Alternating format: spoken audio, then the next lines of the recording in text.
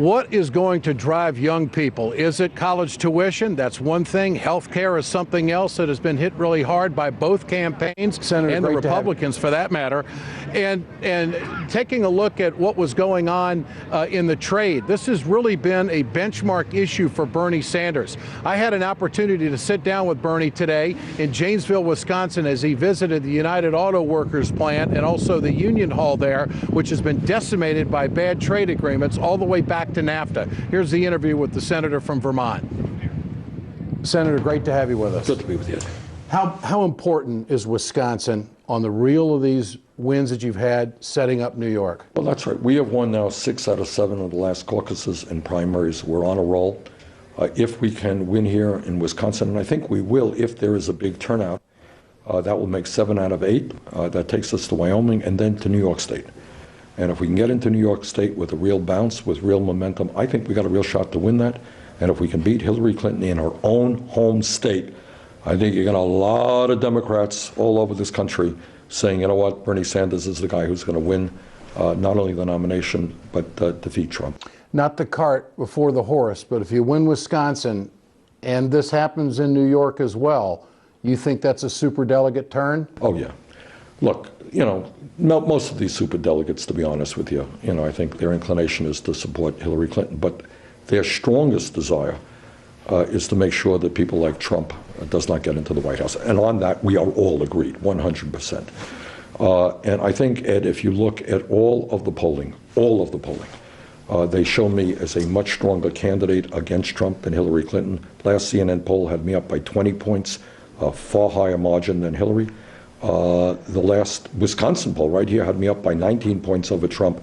Again, a significant difference between Hillary and myself against him. So this is kind of a real pivotal time in the entire campaign. Absolutely, absolutely. Look, we went through the Deep South. And you know what? I don't have to tell you. The Deep South is a pretty conservative part of the country. We did poorly. No ifs, buts, and maybes. She collected a whole lot of delegates.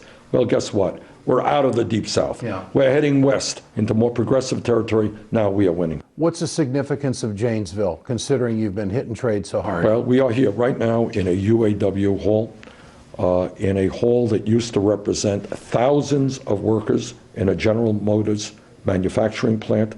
Those jobs have left a number of years ago. They left in 2008, and a good number of those jobs went to Mexico, and that is true for many other companies here in Wisconsin. So what we have seen in our trade policies, NAFTA, CAFTA, permanent normal trade relations with China, is the loss of millions of decent paying jobs in this country, jobs going to low wage countries, products coming back. We have got to change that trade policy, but it is not an accident that we are sitting here today in a UAW office in Janesville. Senator, what's your reaction to Hillary Clinton on the rope line the other day saying the Sanders campaign is lying about fundraising? Oh, I think that is an indication of the nervousness and kind of the desperateness of that campaign. This person who is on the rope line is not a Bernie supporter. She is an environmental activist who told, or at least made it public, that Greenpeace, one of the great environmental organizations in the world, indicated that Hillary Clinton's campaign has raised some $4.5 million from the fossil fuel industry. She has 43 paid lobbyists representing the fossil fuel industry who gave her the maximum legal amount. I believe that indicates that she is getting significant sums of money from the fossil fuel industry. Has Scott Walker's legacy helped you here in Wisconsin? You've invoked his name a few times, and of course he's gone after young voters, and that's your wheelhouse. Yeah.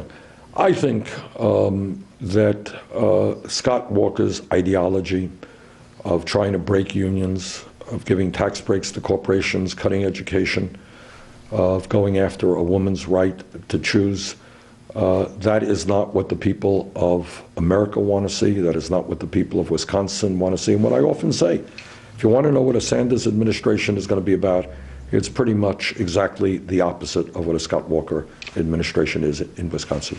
Trump says he can balance the budget in 8 years. Your response to that? It's total nonsense. I mean, I think Trump has become an embarrassment not only to the American people, but even to sane Republicans. I mean, All that he is doing is saying, if I do A, B, and C in some miraculous, ahistorical way, the economy will explode and we'll have all of this tax revenue.